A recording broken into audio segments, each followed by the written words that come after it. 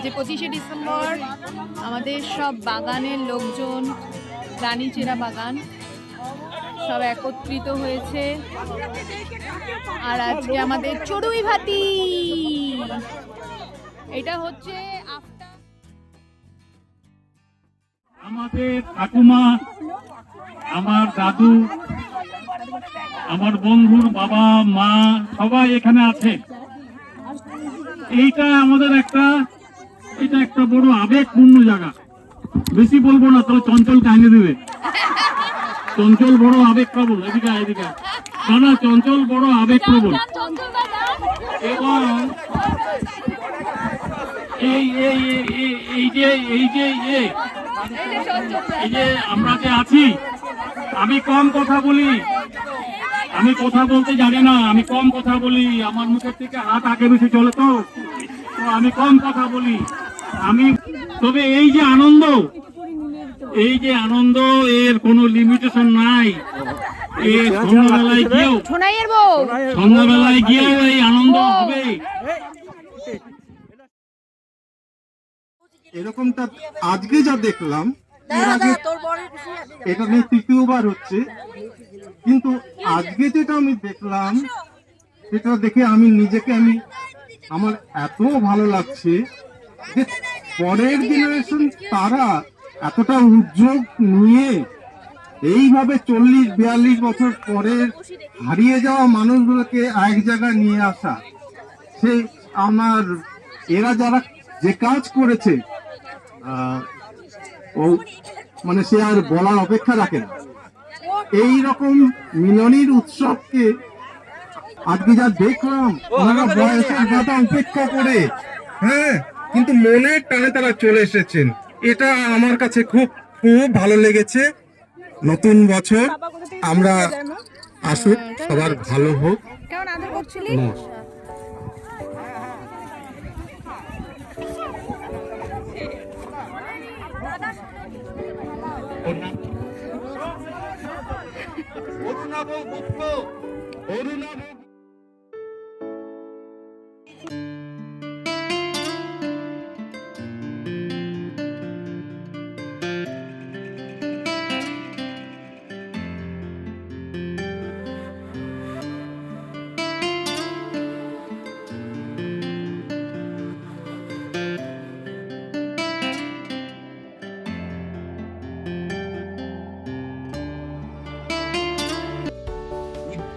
কাডের ফেলায় পদ্মার বুকে ভাইসা গানের পারে আইলাম।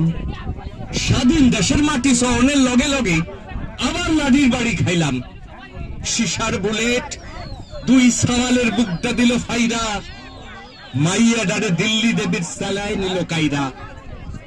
এইটা নাহি স্বাধীন দেশ, খাইতে চাইলেই পরম শেষ। তাই এখন ভাবছি যা হয় হইব কুড়ালটারই তুলুম, রক্ত খাওয়া পোষা কুত্তার সোয়াল দুটা ভাগ খাবো। আপনার নাম জিতল বাউরি বেটেক, যা তাকে বাউরি, ওই আপনারা যাকে বলে নাই গচ্ছত, না না না না, ডোম লাই ডোম কেন হবা, ওই তো বললাম বাউরি।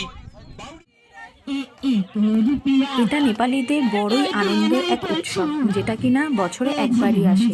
আর এই উৎসবটি লক্ষ্মী পুজোর ঠিক পরে 2 দিন ধরে এই উৎসবটা হয়।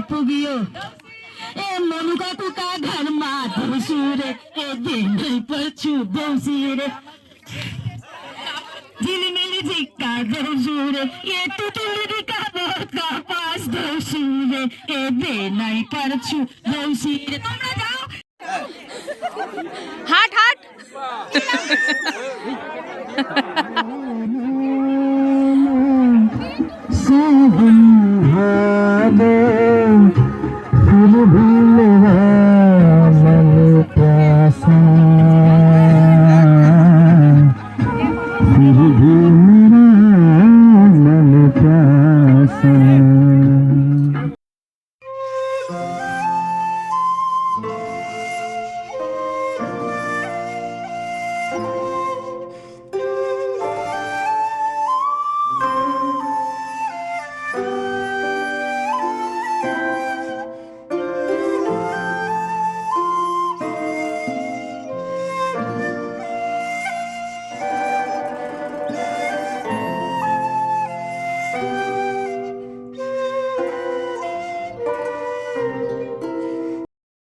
few moments later. এই যে আমাদের সোনা সুন্দরী পিসি এখানে সব মহিলাগণরা মিলে গল্প করছে, সব এখানে যা কাকি শাশুড়ি সব শাশুড়িগণ মাসি শাশুড়ি সবাই রয়েছে।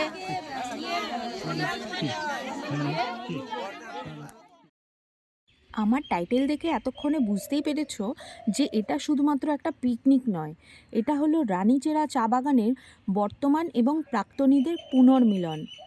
মন চাইলেও সুযোগ হয় না সবার সঙ্গে দেখা করার। মিলন উৎসবে যেন আবেগের ছোঁয়া, সবাই সবাইকে জড়িয়ে ধরে সেই আবেগ প্রকাশ করলেন এই মিলন উৎসবে। বেশিরভাগ মানুষ দেশে বিভিন্ন প্রান্তে থাকেন, সকলেই কেউ কর্মসূত্রে কেউ বা আবার জন্মসূত্রে এই চা বাগানের সঙ্গে জড়িত। মাটির টানে তারা বছরে একদিন আসেন এই রানীচেরা চা বাগানে। ডুয়ার্সের চা বাগানগুলির বাগানবাবুদের একটা ঐতিহ্য ছিল। একসময় চাকরি করতে এসে পরস্পরের আত্মীয় হয়ে উঠেছিলেন। রক্তের সম্পর্ক না থাকলেও তারা কেমন জানি একে অপরের আপনজন হয়ে উঠতেন। বর্তমানে সেই ঐতিহ্য এখন দুর্লভ হয়ে গেছে। এবার আমি তোমাদের সঙ্গে পরিচয় করাই সেই মানুষটার, যিনি এই মিলন উৎসব আয়োজন করেছিলেন, অভিক চৌধুরী। ইনি সম্পর্কে আমার বড় ভাসুর হন। আজ এই দাদার জন্যই এই আবেগের মিলন উৎসব সার্থক হয়েছে।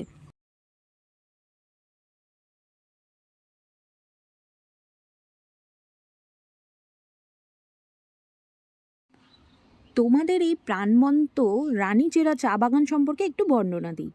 এই চা বাগানটি ডুয়ার্সের অন্যতম একটা সুন্দর চা বাগান। এই বাগানের পূর্ব দিকে শাইলিহাট, উত্তর দিকে শাইলি চা বাগান, দক্ষিণে রয়েছে 31 নম্বর জাতীয় সড়ক, আর পশ্চিমে চেল নদী। এই নদী সংলগ্ন ওয়েস্টার্ন গল্ফ ক্লাব চা বাগানের যেন শোভাবর্ধন করেছে। রানীচেরা চা বাগানটি পশ্চিমবঙ্গের জলপাইগুড়ি জেলার মাল সাব ডিভিশনের অন্তর্গত। ডামডিম হলো এই বাগানের গ্রাম পঞ্চায়েত। ব্রিটিশ আমলে তৈরি এই চা বাগানের টোটাল এলাকা হলো 1126.21 হেক্টরস। এই বাগানের মোট জনসংখ্যা হলো 5088। এখানে প্রায় 1078টি বাড়ি আছে। এই চা বাগানের নিয়ার টাউন হলো মালবাজার, আর যার দূরত্ব হলো 11 কিলোমিটার। সানসেট হতে চলেছে, তাই জন্য পাহাড় অত বোঝা যাচ্ছে না, পুরো মেঘ ক্লাউড হয়ে গেছে, নাহলে খুব সুন্দর দেখায়।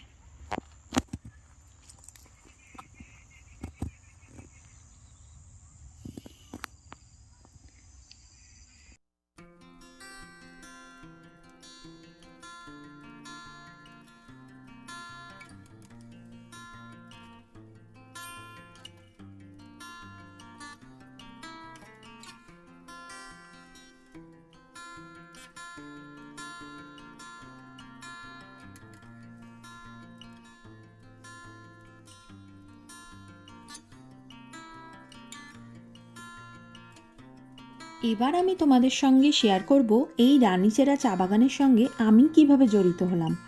আমার দাদু ভাই স্বর্গীয় বিধুভূষণ ধর এই চা বাগানের বড়বাবু ছিলেন।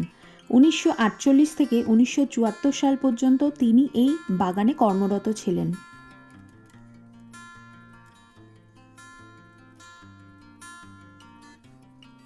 এই যে বাড়িটা দেখতে পাচ্ছ, এই বাড়িতে তিনি সপরিবারে এত বছর কাটিয়েছিলেন। ইনি ছিলেন আমাদের দিদাভাই স্বর্গীয় আরতি ধর।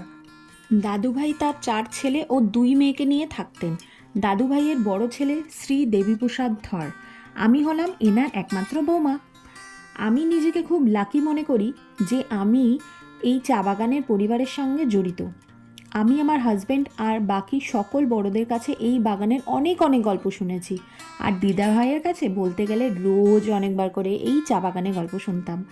আর এই গল্পগুলো এমনভাবে আমার রক্তের সঙ্গে মিশেছে যে আমি নিজেকে ওই জায়গায় ইম্যাজিন করতে পারি যে বাবাদের শৈশব কত সুন্দর কেটেছে।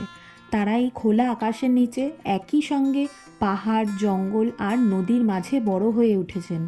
প্রকৃতির মাঝে বড় হয়ে ওঠার এক আলাদাই অনুভূতি।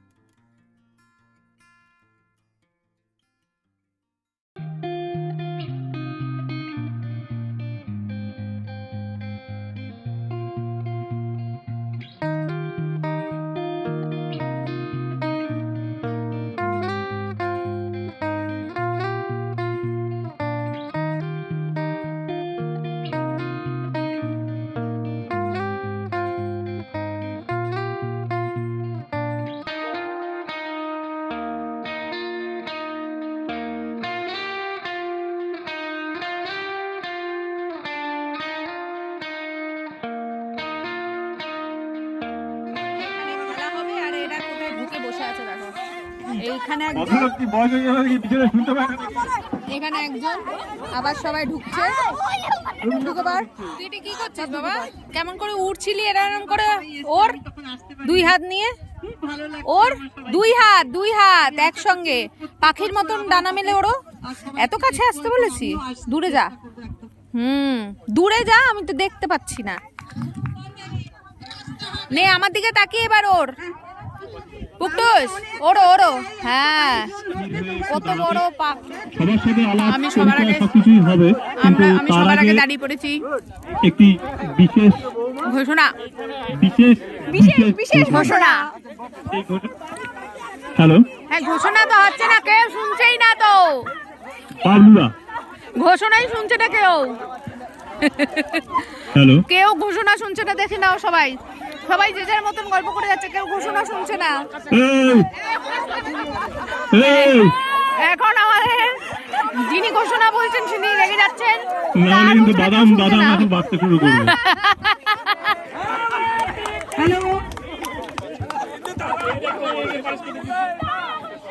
এখানে বাচ্চাদের খেলা চলছে। ও আচ্ছা, বিরতি, লজেন্স খাওয়া হবে এখন। আমার ছেলে দৌড়াচ্ছে লজেন্সের জন্য।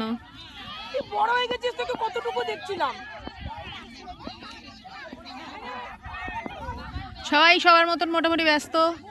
ওই দিকে কোনো দল চলে গেল, এইদিকে এখন সব গল্প আড্ডা হা হা হি হি চলছে।